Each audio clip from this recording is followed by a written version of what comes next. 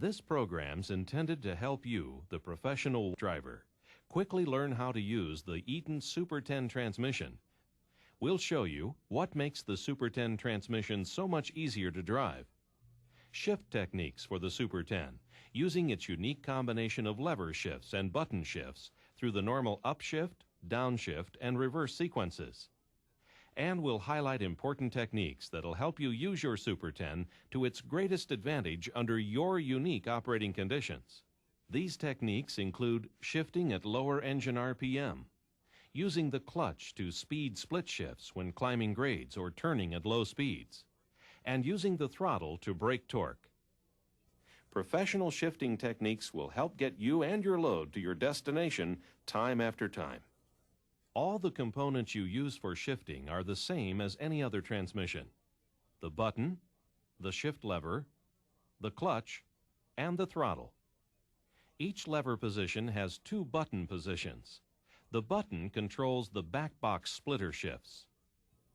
The shift lever controls the front box. Instead of lever shifting through the gears, making a range change, then shifting through the pattern again, you simply shift through the pattern once, and the range is shifted automatically. With the Super 10, you button shift, then lever shift, then button, then lever. First to second is a button shift. Second to third is a lever shift. Third to fourth is a button. It's that simple. Before we try the Super 10 out, there are a few points that'll make the ride a little smoother.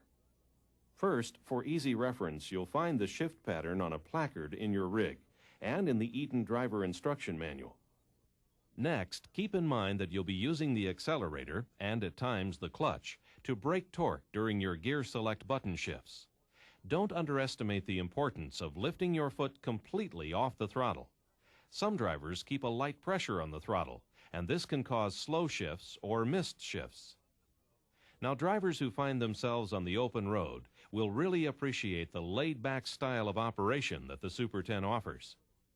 But when you're on a grade or turning at low speeds into a lane of traffic, you want to make your shift as quickly as possible. Well, this isn't a problem with the Super 10 because you can use the clutch to speed the shift anytime you need to. On steep, slow grades with the Super 10, you want to get out of first gear by the time you have reached 1300 to 1400 RPM. You may think the truck won't keep moving, but this is the fastest way to shift. One thing to keep in mind is not to run the engine up to the governor. When the engine reaches approximately 1300 RPM, pre-select the button and immediately depress the clutch halfway down and release the throttle completely. Release the clutch and you'll be in second gear. Reapply the throttle. This way you'll find that you actually achieve optimum highway speed by shifting sooner. Every driver should learn and apply this procedure on the low mile-per-hour splitter shifts so that they can use it readily whenever load, terrain, or traffic dictate. Occasionally, drivers comment about what seem to be slow splitter shifts in the higher speed ranges, and some notice this when changing to a different vehicle setup. Don't try to rush the shift. Just make your lever shift while the engine drops off, or wait for the shift to engage automatically during button shifts. If you think the truck missed an upshift, let off the throttle until the tach stops falling rapidly.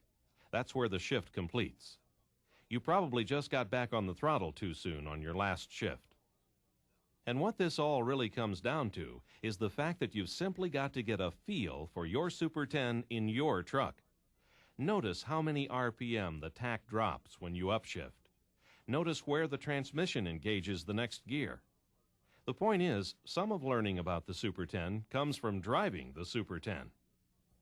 Once you're used to it, you'll come to appreciate the ease and convenience it offers.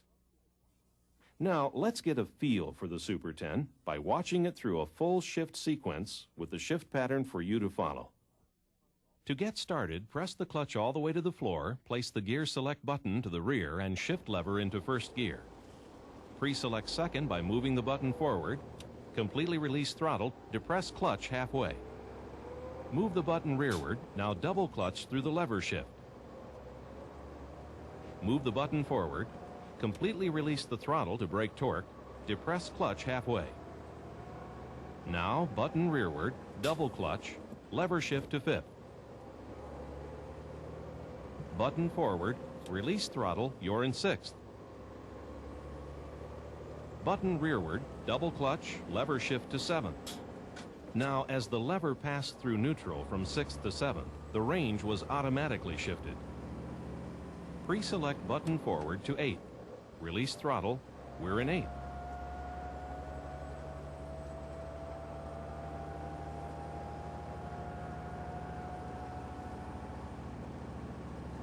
Pre-select button rearward, double clutch to ninth. This double clutch lever shift is the same as any other transmission. Again, the shift completes when RPM drops by about 350.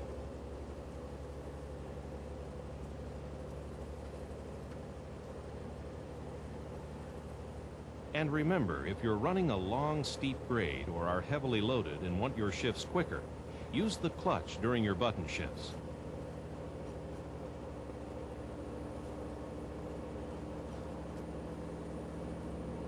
Pre-select button forward, release throttle, and the shift is made to 10, and get back on the throttle.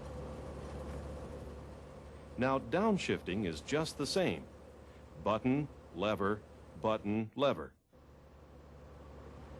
In 10th gear, move the button rearward. Release throttle to break torque.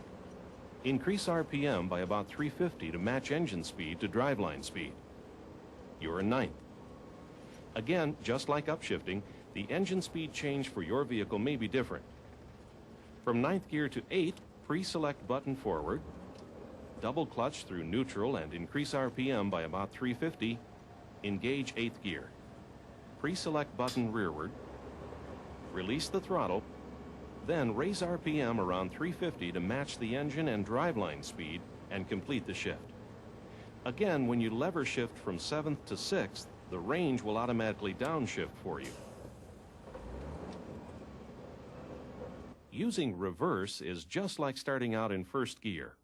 Press the clutch all the way in, pre-select the reverse ratio with the button, move the shift lever to the reverse position, and slowly release the clutch. Low ratio reverse is recommended for safety and vehicle control, but you do have a choice of high or low.